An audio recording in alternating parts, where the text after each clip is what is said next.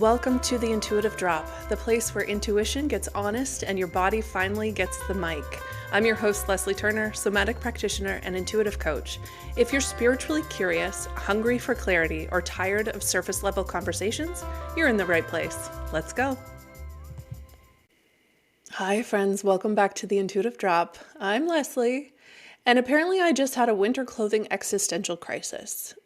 So today I want to talk about a little meltdown I had over boots and a jacket. Yeah, really. And it turned out to be way bigger than just winter clothing, as most of my triggers are. So stick with me here. So here's what happened. I have these hardcore snow boots. You know, the ones that are big and insulated and stomp through the blizzard kind. They're amazing for the trails that I go on and completely overkill for school drop-off or running errands. And then I have my fall boots, which are cute, but absolutely useless in winter. My toes freeze every single time, and they're not meant for snow. So basically, I've been stuck in this weird limbo of boots that are way too much and boots that aren't enough. And I didn't realize how much this was irritating me until I snapped. And then I looked at my jacket, the one that I've loved for years, and suddenly saw it kind of through a new lens. There were stains and worn spots and a zipper that was starting to stick, and it was still warm, still functional, still my favorite in a lot of ways because it covers my butt and it isn't too bulky. But now it looked tired. And the truth is, I've never really seen it through that lens. I've always just loved this, and I've become tired of it. So in my small little city, I went to a local department store and bought a new jacket and new boots. Did I absolutely need them? Maybe not. Could I have tried harder to clean the old jacket? Yeah, probably. But something in me was just done. I didn't want to be cold anymore. I didn't want to tolerate the almost okay, it'll do kind of feeling anymore. And honestly, I felt a little unhinged by it all. And by how emotional I was over this. I was raging. I'll say that. I was raging as I was stomping through the store. And then things got a little more interesting. I walked back to the car with my new boots and jacket, and I was feeling good, retail therapy and all. And I realized, oh wait, this wasn't about the clothing.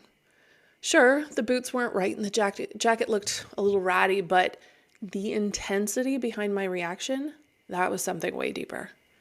And it hit me. I'm not willing to feel unnecessarily uncomfortable anymore. And then that opened up this bigger understanding that there are two kinds of discomfort. The kind that grows you and the kind that drains you. Because if you're like me, you have understood for a while that growth equals discomfort. Growth equals being uncomfortable. You can't grow without it. So that's what I thought this was. And then I realized, no, this is a whole other type of discomfort. And a lot of us, especially women and moms, learn early in life to tolerate discomfort. Maybe our discomfort was dismissed as kids. Maybe we grew up, money was really tight. Maybe buying something new was more of a luxury that you only got something when everything else was falling apart. So your toes had to be poking out of your shoes or the stuffing had to be coming out of your coat. Otherwise, you just made do. So we learned not to ask for upgrades. We learned not to say, I'm uncomfortable. We learned to shrink so we weren't a burden. And these patterns followed us into adulthood. And so we start hearing ourselves saying, it's good enough. I don't need better. I shouldn't want more. And these are exactly, kind of an aside, these are exactly the patterns that come up in my one-on-one seer method sessions. It's not about the boots, but the origin story. The poverty patterns, the self-silencing, the shrinking to fit others' comfort. And then I end up asking each client that comes in, what childhood rule are you still following that your adult self is ready to release? And you'll know it's ready to release when it starts triggering you like crazy. So what I've been noticing in myself and in my clients and honestly in the collective, is this wave of really old insecurity and self-worth stuff coming back online. Patterns from childhood, from decades ago, from versions of us we thought we'd already outgrown. And I want you to hear this. This is not a setback. This is not proof that you're failing. This is the work doing exactly what the work is meant to do. We're closing out the year where so many people have been doing the deep emotional excavation, the kind where you finally say, I'm ready to stop carrying what was never mine. And that level of honesty shakes things loose. And then you start shedding layers, and these are layers of protection that you built as a kid. The layers underneath then get a little tender before they get free. So if you've been feeling that old ache, the fear of not being enough, the panic around being too much, the worry that people are judging you, or the old stories that about needing to perform or be perfect or hold it all together, you're not regressing, you're revealing. Sometimes the tiny things that set off a big reaction, like boots that don't quite feel right or a jacket that seems tired, that's your nervous system's way of saying, hey, pay attention to this. Something deeper is here. And it's actually a kindness from your body to you, a lasting invitation, a clearing. So be gentle with yourself and let your emotions move through you. Give yourself the utmost compassion with each trigger, because it will appear as a wound first. And on the other side of seeing that is more capacity, more peace, more truth, but mostly more you. So let's talk about the growth discomfort versus, well, let's call it misalignment discomfort. So growth, if you are uncomfortable in growing, this is otherwise known as expansion in my world. This is sitting with emotions instead of avoiding them. This is maybe when you raise your prices, even though your stomach is like flip-flopping. You're telling the truth instead of people-pleasing. Maybe you're recording a podcast, even when your voice is a little shaky and you don't really know what to say next. Maybe you're choosing your intuition over logic. That discomfort stretches you. It opens you. And it's rooted in alignment. And then there's, I'm going to call it misalignment discomfort. This is wearing the boots that freeze your toes, or a jacket that feels ratty and drains your energy.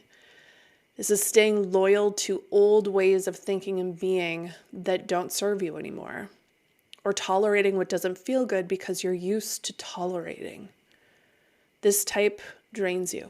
It shrinks your energy and it makes you snappy over small things because your nervous system is done pretending. Your body always knows the difference, even when your brain doesn't. I want to say especially if your brain doesn't. And this is kind of where I am right now. I'm not like overwhelmed or burnt out. I know how to rest, but internally there are expectations, dreams, pressure, wanting things to be different, wanting ease, and little things that used to roll off my back suddenly hit harder. So the boots and the jacket, they're just metaphors, essentially. They were the physical symbols of a deeper truth. I'm done tolerating discomfort that doesn't grow me. I want warmth. I want ease. I want alignment, not because I'm this fragile person, but because I've outgrown the version of me who thought she had to settle. So a little reminder for anyone still listening, not all discomfort is created equal. You are allowed to stop tolerating discomfort that shrinks you. You're allowed to choose the kind that grows you.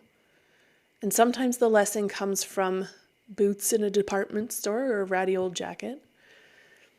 And it's okay to want that upgrade. It's okay to want comfort. You don't have to be cold anymore, literally or figuratively or emotionally. You don't have to stay loyal to misaligned things or people or circumstances. You get to feel good. You get to take up space. So the next time something tiny triggers a big reaction, maybe ask, is this growth discomfort or misalignment discomfort? Because knowing the difference will change everything. All right, friends, I'm off to wear my new boots and zip up my new jacket like the cozy winter queen that I am. Until next time, stay warm, stay aligned, and keep listening to your body. If something I shared today landed with you and you're craving a deeper dive into your own clarity, I offer one-on-one guidance through my SEER Method sessions. It's 1 hour, potent, intuitive insights, somatic exercises, and tools that help you move forward with ease. You can learn more or book your session at leslieturner.ca. Thanks for being here, and I'll see you next time on The Intuitive Drop.